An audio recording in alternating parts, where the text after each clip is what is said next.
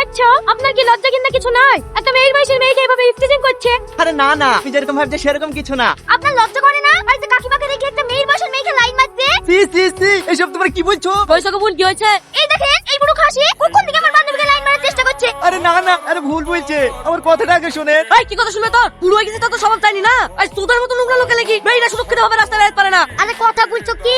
মেয়ের বাচ্চাকে নামে দাও। এই শফি, তুই আর আমি যাবো নাকি মেয়ে দেখতে? আব্বা যাবে না? হ্যাঁ, আব্বা শুধু যাবে। যাবে তো এখনো গা ধোয়নি যে। ঠিক আবার 3টি বাজতে চললো। কি এখনো গা ধোয়নি? দাঁড়াও আমি দেখছি। কি গো আব্বা, গা না ধুয়ে এখনো কাজ করছো যে? যাও তাড়াতাড়ি রেডি হয়ে লাও গা। আমি আবার কি করতে যাব? মেয়ের ছবিতে তুই সেদিন দেখালি, মেয়ে আমার খুব পছন্দ। যা, তুই আর আজিজকে বিয়ের দিন খান ঠিক করে আয়গা। ঠিক আছে তাহলে থাক আব্বা, আমিও আর যাবো না। তুমি আগে সুস্থ হও, তারপরে যাবো। না না থাক, মানা করতে হবে না। তোরা 10 মিনিট বস, আমি রেডি হয়ে আসছি। আরে বাবা রে, পুড়ে গেল রে, পুড়ে গেল রে, কি পানি দিলে পুড়ে গেল রে, পুড়ে গেল রে। আমি কোন খেলা করবো কিটি? রংগুলি সব নষ্ট করে দিল। না, আমি যাব না। এই, তুই যা বললি পৃথিবীর সব থেকে ভালো বৌমা হয়ে দেখাবো। আর এখন না গেলে হবে? আমি জানি না কি ওই লোকটা আর আব্বা, এখন আমি সব বুঝতে পারছি। ও 3-4 দিন আগে আমাকে ফোন করে বললো, তোমার ছবি আব্বাকে দেখেছি, আব্বা তোমাকে খুব পছন্দ হয়েছে। আর লেগেই মনে হয় বাজে আমার দিকে তাকাইছিল। আর আমি ভুল বুঝিয়া কি করেছি রে বোন।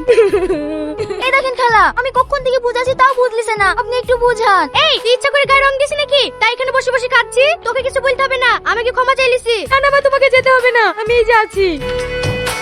আর লাগবে না, লাগবে না। এই, অত দিছি কেন? তুই বুঝবি নি, শ্বশুরের কাছে প্রিয় বৌমা হইতে গেলে একটু বেশি করে দিতে হয়।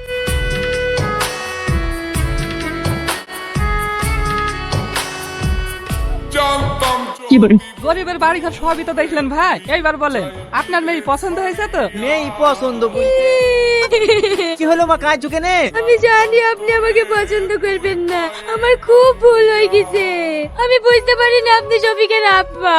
আপনি আমাকে ক্ষমা করে দেন না।